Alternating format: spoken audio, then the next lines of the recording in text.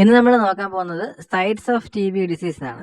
നമ്മൾ പാർട്ട് ഫസ്റ്റിൽ പറഞ്ഞതുപോലെ മുടിയും നഖവും ഒഴികെ ബാക്കി എല്ലാ ഭാഗത്തും ടി ബി വരും. സിംപ്ലി പറയുകയാണെങ്കിൽ സൈറ്റ്സ് ഓഫ് ടി ബി എന്ന് പറയുമ്പോൾ മുടിയും നഖവും ഒഴികെയുള്ള ബാക്കി എല്ലാ ഭാഗവും എന്ന് ഒറ്റ വാക്കിൽ പറയാം.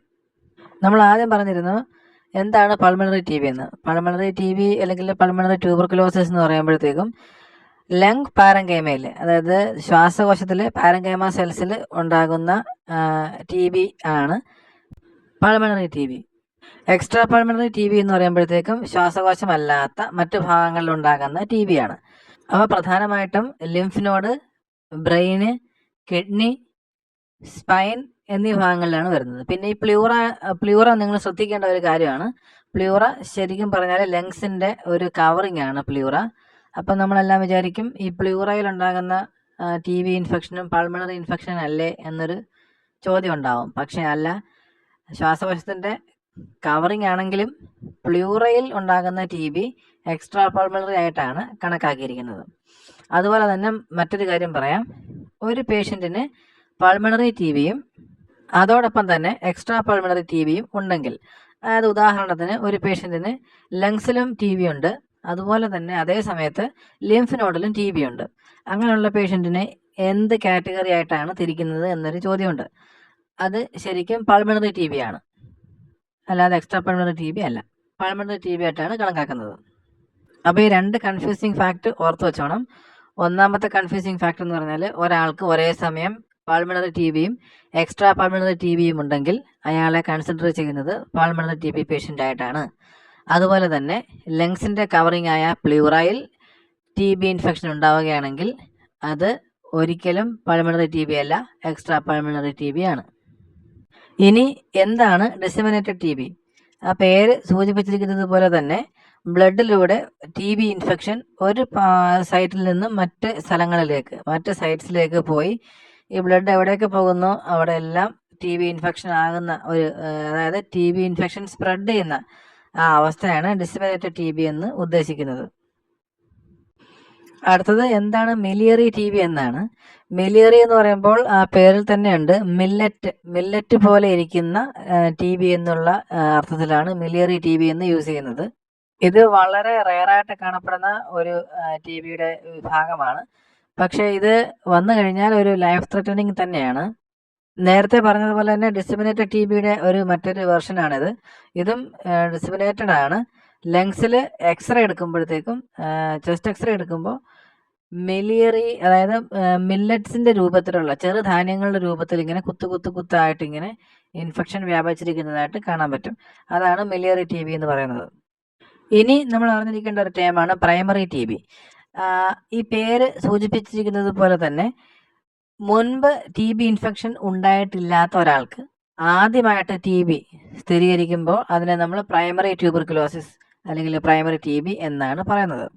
ഈ പ്രൈമറി ടി ബി ഇൻഫെക്ഷൻ കൂടുതലും ലേറ്റന്റ് സ്റ്റേജിലായിരിക്കും കാണുന്നത്, അതായത് ഒരു ഡോർമെന്റ് സ്റ്റേജിലായിരിക്കും കൂടുതലും ഉള്ളിൽ കാണപ്പെടുന്നത്.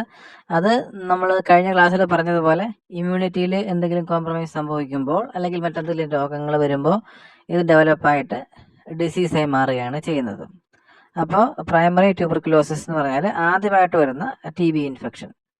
ഇനിയുള്ളത് ഗോൺ ഫോക്കസ് എന്നാണ്. ഗോൺ ഫോക്കസ് എന്ന് പറഞ്ഞാൽ പൾമണറി ടി ബിയായിട്ട് ബന്ധപ്പെട്ട ഒരു ടേമാണ്. അതായത് ലങ്സിൽ ആദ്യമായിട്ടൊരു ലീഷൻ, ഒരു ദ്വാരം പോലെ ഉണ്ടായി വരുന്ന ഒരു ക്യാവിറ്റി ആദ്യം ഉണ്ടായി വരുന്ന ലീഷനെയാണ് നമ്മൾ ഈ ഗോൺ ഫോക്കസ് എന്ന് പറയുന്നത്. കൂടുതലായും ഗോൺ ഫോക്കസിൻ്റെ ലൊക്കേഷൻ വരുന്നത് upper part of the lower lobe അല്ലെങ്കിൽ lower part of the upper lobe, ആ ഒരു ഏരിയയിലാണ് ഈ ഗോൺ ഫോക്കസ് കൂടുതലായും ഉണ്ടാവുന്നത്. അടുത്ത ഗോൺ കോംപ്ലക്സ് എന്ന് പറഞ്ഞാൽ നമ്മൾ നേരത്തെ പറഞ്ഞ പോലെ ആദ്യത്തെ ഒരു ലീഷൻ ലങ്സിലുണ്ടായി ആ ലീഷനോട് ചേർന്ന് കാണപ്പെടുന്ന ലിംഫാറ്റിക് സിസ്റ്റത്തിലോ ഹൈലർ ലിംഫ് നോഡ്സിലും ഇൻഫെക്ഷനായി മാറുന്ന ഒരവസ്ഥയാണ് ഗോൺ കോംപ്ലക്സ്. ഇതിനെല്ലാം കൂടെ ചേർത്താണ് ഒരു ഗോൺ കോംപ്ലക്സ് എന്ന് പറയുന്നത്. ഹൈലർ ലിംഫ് നോഡ്സ് എന്ന് പറഞ്ഞാൽ ലങ്സിൻ്റെ ഹൈലോ ആയിട്ട് ബന്ധപ്പെട്ട് അതിനോട് ചേർന്നിരിക്കുന്ന ലിംഫ് നോഡ്സ് ആണ്. ഹൈലം എന്ന് പറഞ്ഞാൽ എന്താണ്?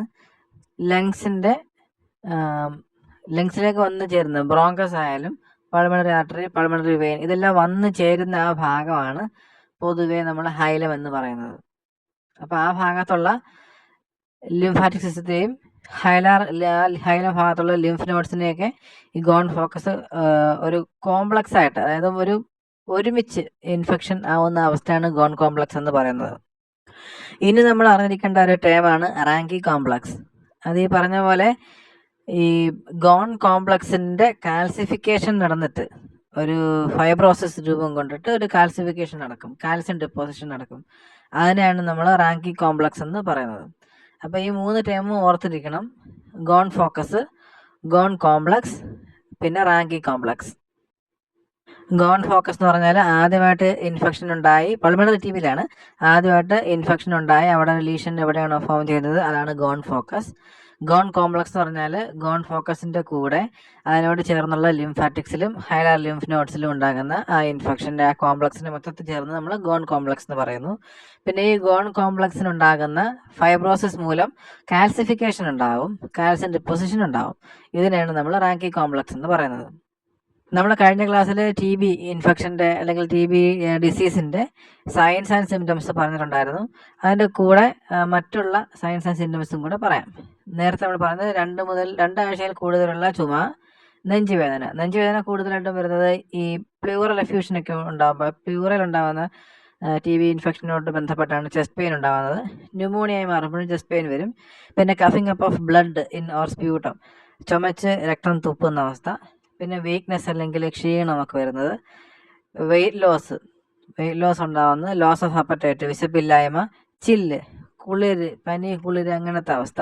Fever, evening rise of temperature, അതായത് രാത്രി കാലങ്ങളിൽ ഉണ്ടാകുന്ന ചൂട്. പിന്നെ നൈറ്റ് സ്വെറ്റ്, രാത്രി വെട്ടി വിയർക്കുന്ന ഒരവസ്ഥ. ഇതൊക്കെയാണ് കൂടുതലായും പ്രധാനപ്പെട്ട TBയുടെ സയൻസ് ആൻഡ് സിംറ്റംസ്. അപ്പോൾ ഇതോടുകൂടി രണ്ടാമത്തെ പാർട്ട്, ഈ TB ഡിസീസുമായിട്ട് ബന്ധപ്പെട്ട രണ്ടാമത്തെ പാർട്ട് പൂർത്തീകരിക്കുകയാണ്. ഇനി മൂന്നാമത്തെ പാർട്ടിൽ കുറച്ചും കൂടെ ഡീറ്റെയിൽഡ് ആയിട്ട് നമ്മൾ ചർച്ച ചെയ്യാം. Thank you.